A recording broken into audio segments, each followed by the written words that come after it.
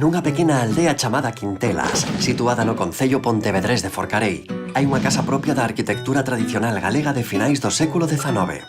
Isto non sería salientable se non fose porque foi intervida polo seu propietario, un arquitecto que quixo achegarlle elementos sutilmente contemporáneos e que se chama Luis Gil.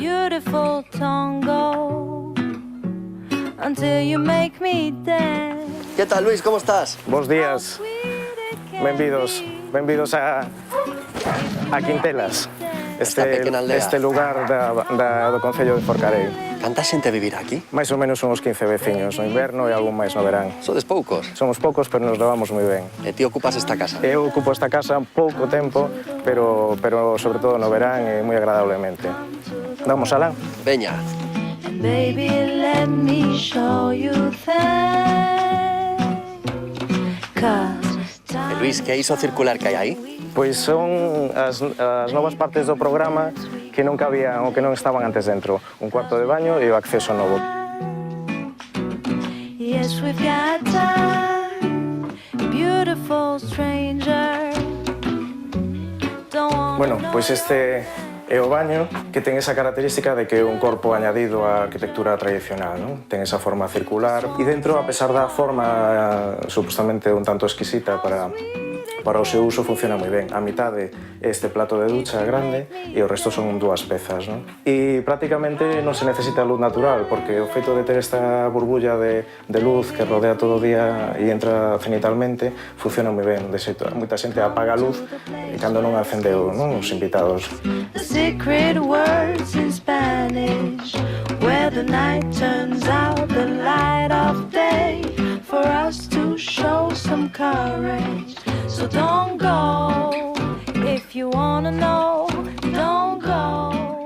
Este único espacio resolve o que a cociña nova, a cociña tradicional, que estades aquí, que é unha pequena bilbaína que recollendo un palleiro, e este forno tamén se utiliza para facer pan. Esta cociña sí que cociñades? Sí, en esta sí, e ademais este único elemento calefactor da casa.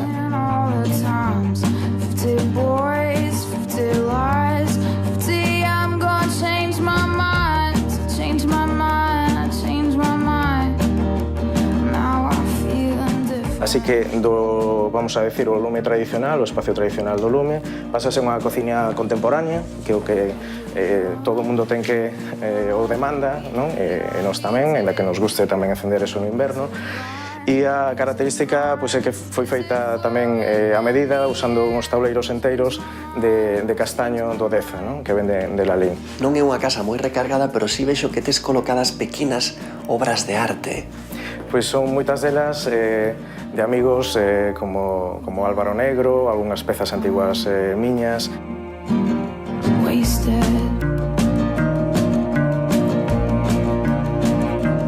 Gústame moito a mesa e as cadeiras. É un deseño teu? Estes son diseños meus, cos caballetes, como vedes aquí, que son uns cubos que se poden mover e estirar.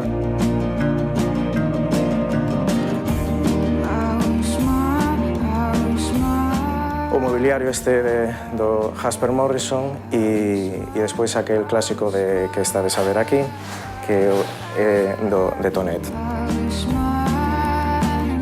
Esta zona do salón é a que habitualmente a xente pon unha televisión. Pero ti pos un lagarto xigante. E eu poño un lagarto do señor José, non? E despois están este invento que son estas otomanas para pousar os pés, que son antigos bancos de aldea. Poñemos un pouco de música e nos sentamos aquí a ler, non? E a ver un pouco este turrón de Gijona, que este muro que quedou sin revocar. É o único muro que quedou sin revocar da casa. Pero esta é a parede máis importante de todas, é onde se ve o carácter, non? Sí, é onde quedou a impronta máis antigua, non? Por aquí vexo, Luis, unha porta sen porta. Unha porta sen porta porque é un paso, simplemente, que nos leva ao cuarto de dormir, non?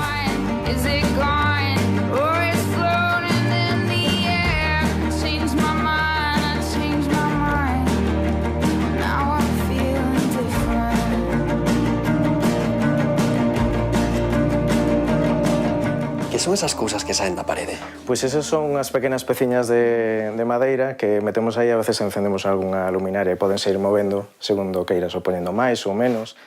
E a túa mesilla de cama é unha cadeira? As mesillas son de un dorredo, parece un xogo de palabras, o de mesilla, non? E esta ten que ver bastante coa lógica da casa, é dicir, pezas que son de momentos da historia diferentes, como unha cadeira tonet e un taburete de Alvar Alto, e despois unha cesta dos anos 70 do Freud, do noso Vale, hai Freud. vidro, non? Este é a cama así, sen cabeceiro, moi básica. Moi básico. Un tema orzamentario tamén. Tamén, e simplemente porque é a arquitectura que funciona, non? De feito, ten un cabeceiro enorme. Exactamente, podes entender así. E por fin apareceu un armario aquí no medio. E o armario que é como a peza tamén escultórica, non? Que é un moble tradicional de castaño, dos carpinteiros que había por aquí, un pequeno sofá tamén tradicional.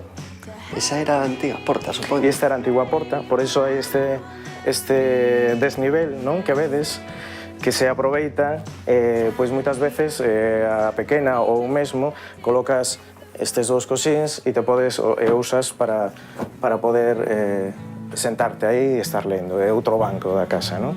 E se queres podes sair tamén por aquí. E vas directamente un pouco para fora. E se queres pechar a luz?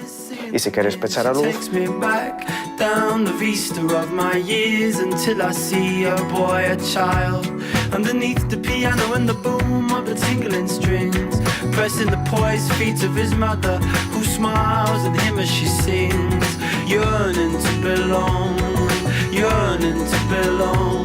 My heart beats with the ceaseless longing of a yearning to belong. In spite of myself and all of these nursery songs, my heart beats with the ceaseless longing of a yearning to belong. o recurso dos países nórdicos tamén que colocar unha gárgola que leva a auga moi lonxe da casa. Así non cae polo posible tubo cerca da cimentación da casa. Ainda que un forjado sanitario que está aislado e ten aire, procuramos levar o elemento para aquí. E ao mesmo tempo se convirte en un elemento escultórico, non? Bueno, Luis, gustounos moito a túa casa, así que pagou a pena vir hasta esta pequena aldea para coñecela. Tamén a nos pagou a pena recibir a que casas e mostrarvos esta pequena intervención en Quintelas. Prazer mutuo, entón. Pois nada, estades aquí ben recibidos cando queirades. Un saúdo. Moitísimas grazas, Luis. Chao. This cause, down in the flood of remembrance, and I weep like a child for the past. Sing cuckoo-cuckoo, cuckoo-cuckoo, sing cuckoo-cuckoo.